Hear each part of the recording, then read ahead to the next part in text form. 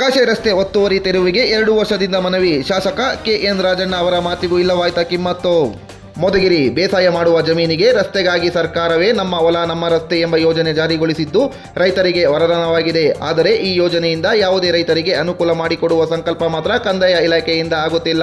ಸ್ವತಃ ಶಾಸಕ ಕೆಎನ್ ರಾಜಣ್ಣನವರೇ ಸೂಕ್ತ ಕ್ರಮಕ್ಕೆ ಸೂಚಿಸಿದ ಅರ್ಜಿಗೆ ಬರೋಬ್ಬರಿ 2 ವರ್ಷ ವಯಸ್ಸಾದರೂ ಈ ಕೆಲಸ ಆಗದಿರುವುದು ಶಾಸಕರ ಮಾತಿಗೂ ಕಿಮ್ಮತ್ತು ನೀಡದ ಅಧಿಕಾರಿಗಳ ಕರ್ತವ್ಯವನ್ನು ತೋರಿಸುತ್ತದೆ.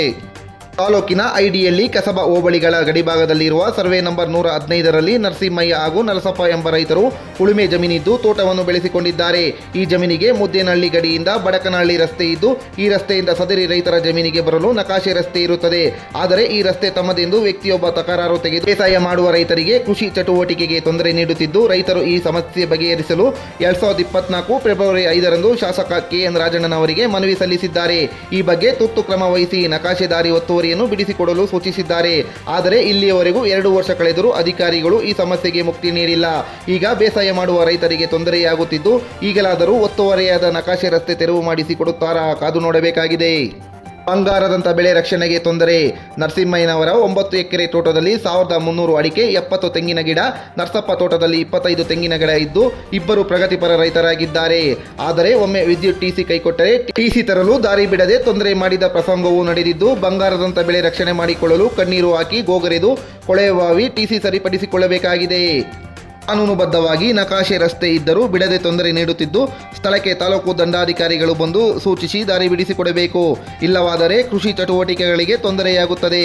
ಒಮ್ಮೊಮ್ಮೆ ವ್ಯವಸಾಯವೇ ಬೇಡ ಎನ್ನುವಷ್ಟು ನೋವಾಗುತ್ತಿದ್ದು ಈಗಿರುವ ಕಾನೂನುಬದ್ಧ ನಕಾಶೆ ರಸ್ತೆ ತೆರವುಗೊಳಿಸಿಕೊಡುವಂತೆ ರೈತರು ಮನವಿ ಮಾಡಿಕೊಂಡಿದ್ದಾರೆ. ಇನ್ನು ರೈತ ನರಸಿಂಹಯ್ಯ ಮಾತನಾಡಿ, ಸರ್ಕಾರಿ ನಕಾಶೆ ರಸ್ತೆ ಇದ್ದರೂ ನಮಗೆ ಓಡಾಡಲು ತೊಂದರೆ ನೀಡುತ್ತಿದ್ದಾರೆ. ನಮ್ಮ ತೋಟದಲ್ಲಿ ಉತ್ತಮ ಇಳುವರಿ ತೆಂಗು, ಅಡಿಕೆ ಬೆಳೆದಿದ್ದು ಜೊತೆಗೆ ರಾಗಿ, ಶೇಂಗಾ, ಜೋಳ ಕೂಡ ಬೆಳೆಯುತ್ತೇವೆ. ದಾರಿ ಸುಗಮವಾದರೆ ಕೃಷಿಗೆ ಸಹಕಾರಿಯಾಗಲಿದ್ದು ನಮಗಿರುವ ಕಾನೂನುಬದ್ಧ ನಕಾಶೆ ರಸ್ತೆ ಒತ್ತುವರಿ ತೆರವುಗೊಳಿಸಬೇಕು ಎಂದು ಮನವಿ ಮಾಡಿಕೊಂಡರು. ಮತ್ತೊಬ್ಬ ರೈತ ನರಸಪ್ಪ ಮಾತನಾಡಿ, ಶಾಸಕರಾದ ಕೆಎನ್ ರಾಜಣ್ಣನವರು ನಮ್ಮ ಮನವಿಗೆ ಸೂಚಿಸಿ 2 ವರ್ಷ ಕಳೆದರೂ ಅಧಿಕಾರಿಗಳು ಒತ್ತುವರಿ ತೆರವು ಮಾಡಿಕೊಟ್ಟಿಲ್ಲ.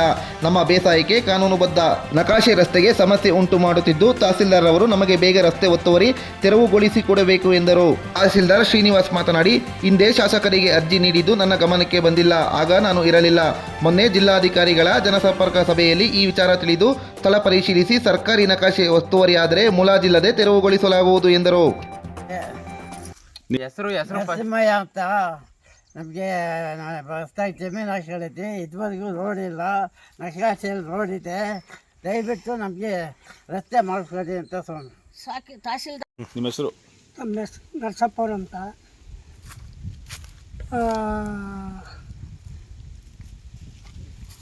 ಇದು ರಸ್ತೆ ಬೇಕು. ತಹಸೀಲ್ದಾರ್ ಸಾಹೇಬರು ರಸ್ತೆ ಮಾಡಿಕೊಡ್ಬೇಕು. ನಮಗೆ ಅನುಕೂಲ ಇಲ್ಲ. ರಸ್ತೆ ಅಂತೂ ಅನುಕೂಲ ಮಾಡಿಕೊಟ್ರೆ ನಮಗೆ ಎಲ್ಲರಿಗೂ ಒಳ್ಳೆಯದಾಗ್ತದೆ ಸರ್.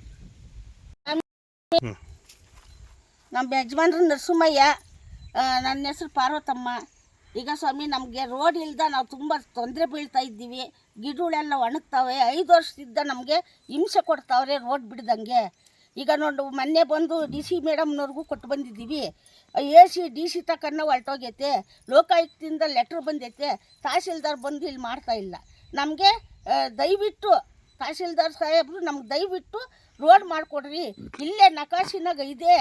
ನಾವು ಏನು ಸಪ್ರೇಟ್ ಕೇಳ್ತಾ ಇಲ್ಲ.